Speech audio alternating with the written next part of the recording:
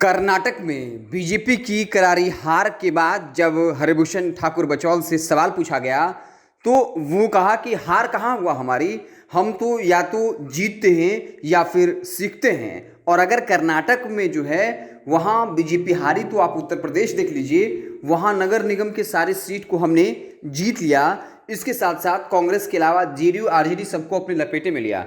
क्या कुछ कहा है हरिभूषण ठाकुर बचौल ने, आप सुनिए। कर्नाटका में जिस तरह से कांग्रेस ने जीत हासिल की है उस पर क्या कहेंगे?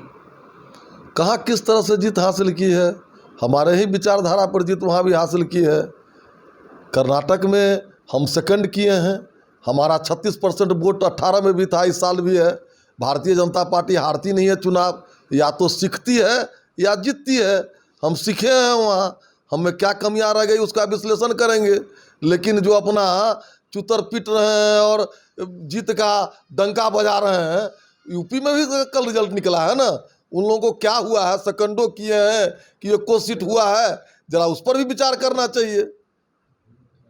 जिस तरह से कल कर्नाटक का रिजल्ट आया, अब नीतीश कुमार जो विपक्षी एकजुटता को एक करने के लिए लगातार कोशिश कर रहे हैं, लगे हुए हैं, उसमें महागठबंधन के लोग कह रहे हैं कि यह हमारे लिए मील का पत्थर साबित होगा, हमें फिर से वही पुराने दिन। देखिए, वो अपने हिसाब से विश्लेषण करते हैं, यूपी के रिजल्ट पर कहाँ बोलते हैं।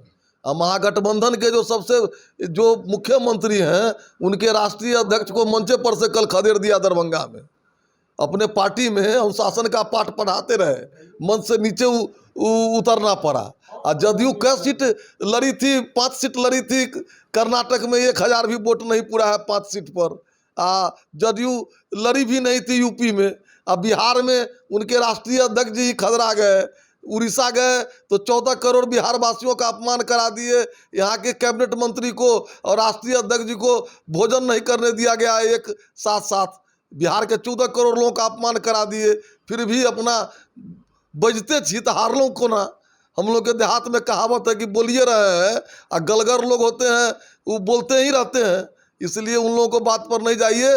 वो लोग यूपी पर कुछ नहीं बोलेंगे। और महाराष्ट्र, वहाँ अगर कर्नाटक में हम हारे हैं तो सेकंड किए हैं। हमारा वोट परसेंट बराबर है, 36% हमको 18 में भी आया था, 23 में भी आया है।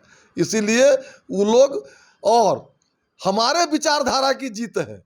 आप देखिए कि दिल्ली के राष्ट्रीय कार्यालय में हनुमान जी गदा लेकर के घूम रहे हैं। हनुमान जी का गदा पटना के सदाकत आश्रम में चला गया। जो राम को काल्पनिक कहते थे, तो जीत तो हमारे विचारधारा की हुई है। हमारे विचारधारा को अपना करके जीत रहे हैं।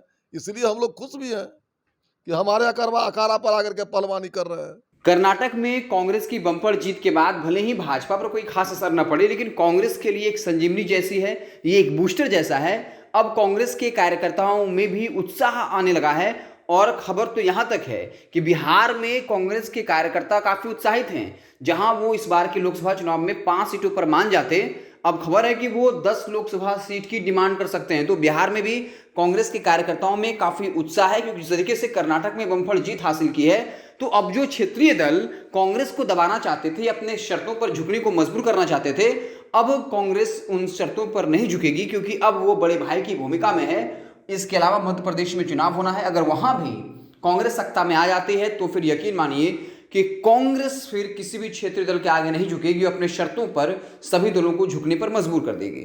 अगर ये वीडियो पसंद आई और वह बिहार के राजनीति और बिहारियत से सरोकार रखेनी तो सब्सक्राइब बटन दबा के चैनल के सब्सक्राइब कर ली। ओजे एगो घंटी बा, ओकरा बटन दबा देला से कुल सटीक और मारक खबर रुआ मुफ्त में मिल जाई। अगर रुआ पत्रकारिता के हमनी के नया प्रयोग में सहयोग कर चाहतानी तो ज्वाइन बटन दबा दी। पेटीएम नंबर नोट कर ली 9386816700। धन्यवाद।